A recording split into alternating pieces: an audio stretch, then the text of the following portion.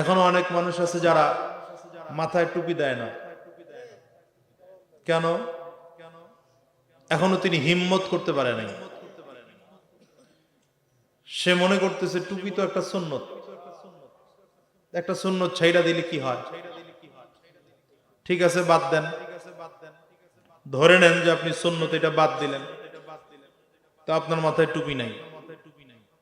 কি কথা বল না? এই টুপিটা মাথায় উঠাইতে পারলেন না কেন? আপনার মধ্যে হিম্মত নাই যে না আমি পারবই মাথায় টুপি দিতে। আমার নবী সব সময়ের জন্য মাথায় টুপি রাখছেন, আমি কেন পারবো? মুখে দাড়ি রাখতে পারি না অনেকে, কেন? হিম্মত নেই। আবার এখন ফতুয়াটারে হালকা বানাইছে, এটারে সুন্নত বানাইছে। দাড়ি রাখা কি? এই দেখছেন সবাই বলে নাই। দাড়ি রাখা কি? সবাই বলেন। পারি নাই কেন?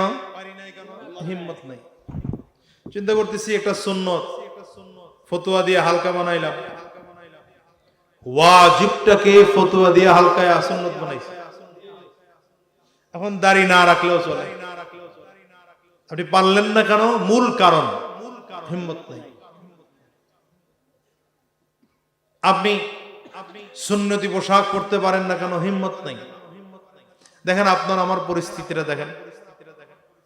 আপনার মাথায় টুপি দেখলে মানুষ আপনাকে টিটকারি করে, অথচ আমার মাথায় টুপি না থাকলে মানুষ আমাকে টিটকারি করে। কি বলেন তো ব্যাপারটা কি? আপনার মুখে দাড়ি রাখলে আপনারে মানুষ টিটকারি টিপ্পনি কাটে, আমার মুখে দাড়ি না থাকলে মানুষ আমাকে খারাপ বলে। আপনি লম্বা জুব্বা পরলে আপনারে খারাপ বলে, আমি তো লম্বা জুব্বা না পরলে আমারে খারাপ বলে। কি কথা বল না? আপনি আজান দিলে নামাজের জন্য মসজিদে গেলে মানুষ আপনাকে নিয়ে ঠাট্টা বিদ্রুপ করে, খারাপ বলে, আর আমি তো মসজিদে না গেলে মানুষ আমারে খারাপ বলে। কারণটা কি ভাই বলেন তো? কারণটা কি? আপনি সমাজে খালি খালি দোষতেছেন। আপনি বলেন সমাজের কারণে পারি না। কে বলছে আপনাকে? সমাজ একটা মিথ্যা কথা। আপনি যেভাবে সমাজকে পরিচালনা করবেন, সমাজ ঠিক সেভাবে আপনাকে দেখবে।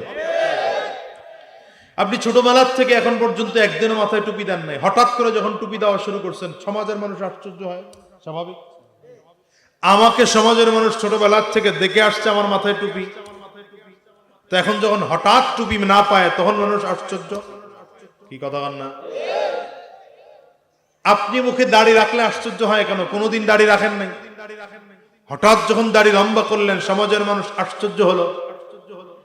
আমার মুখে চিরজীবন দাড়ি আছে, যখন থেকে দাড়ি উঠছে তখন থেকে দাড়ি আছে। যখন হঠাৎ করে দাড়ির মধ্যে খুর লাগায়, আল্লাহ না করুক, তখন মানুষ আমাকে নিয়ে আশ্চর্য হয়। আপনি সমাজে যেভাবে আপনাকে উপস্থাপন করবেন, সমাজের মানুষ আপনাকে ওইভাবেই দেখবে। কি কথা বলেন? আপনি বলবেন হুজুর মাথায় টুপি রাখা সুন্নত, ধরে নেন দাড়ি রাখাও সুন্নত, ধরে নেন ওয়াজিব না, ধরে নেন কিছুক্ষণের জন্য। আপনার মাথায় টুপিও নাই, ঠিক আছে, টুপি না হইলেও ইসলাম আছে, দাড়ি না হইলেও মুসলমান হওয়া যায়। কি কথা কন না?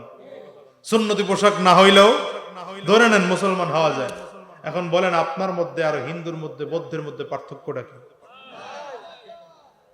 আপনার মাথায় টুপি নাই, তার মাথায় টুপি নাই। আপনারও সুন্নতি পোশাক নাই, তারও সুন্নতি পোশাক নাই। আপনার মুখেও দাড়ি নাই, তার মুখেও দাড়ি নাই। তারে দেখলে আর আপনারা দেখলে পার্থক্য কি আছে? কি? তা আমি যে মুসলমান, আমার তো সেটা মাথা থেকে আরম্ভ করে পা পর্যন্ত, আমার পোশাক আশাক, আমার কথাবার্তা, আমার লেনদেন, আমার আচরণ, আমার রাজনৈতিক জীবন, পারিবারিক জীবন, সিরত সুরত, লিবাস, পোশাক, আচার ব্যবহার, সব জায়গায় বুঝতে হবে, সব জায়গায় বুঝাইতে হবে আমি মুসলমান। কি?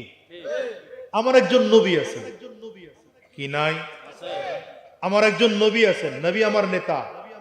কি আমার নেতা কে? দেখছেন, জোরে বলে না, কে আমার নেতা? কে? আমার নবী আমার নেতা। আমার একজন নবী আছেন, আমার একজন রব আছেন। আমার চলার জন্য আল্লাহ তাআলা আমাকে একটা কোরআন দিয়েছেন। আমি তো যেমন তেমন চলতে পারি না ভাই।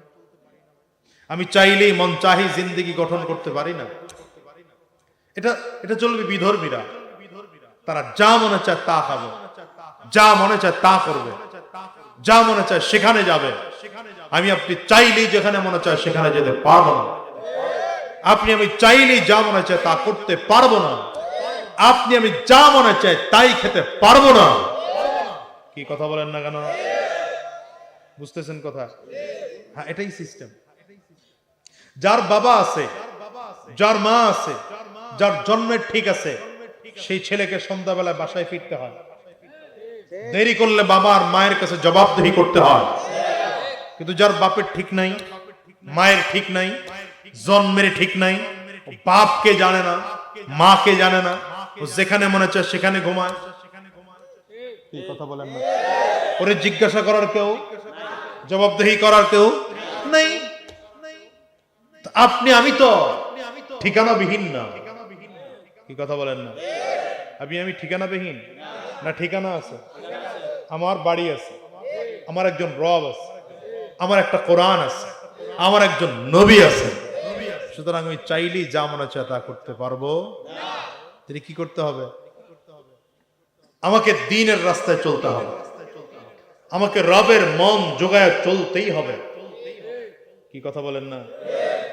আমার সব সেক্টরে চিন্তা করতে হবে আমার রব খুশি না বেজার। যদি খুশি হয় করব, খুশি না, দেখছেন জোরে বলে না, খুশি না করব না। আমার আল্লাহ খুশি তো করব। আমার আল্লাহ কিসে কিসে খুশি কোরআনে বলে দিয়েছেন। কোরআন গ্রহণ করো, কোরআন গ্রহণ করে কোরআনে আল্লাহ বলা, আল্লাহ বলেছেন এই এই রাস্তায় খুশি, বাস চলুন। কোরআনে আল্লাহ বলেছেন এই এই রাস্তায় বেজার, চলো বন্ধ করে দাও। কি কথা বলেন না কেন? তাহলে আমার একজন বলেন, আঙ্গুলটা উঁচা করে বলেন, আমার একজন রব আছেন, রব আছেন বলেন, আমার একজন, আরো জনে, আমার একজন রব আছেন, আমার একজন নবী আছেন, আমার জন্য কোরআন আছে, আমার জন্য জান্নাতে বাড়ি আছে। আমি চাইলেই যা মনে চায় তা করতে পারি।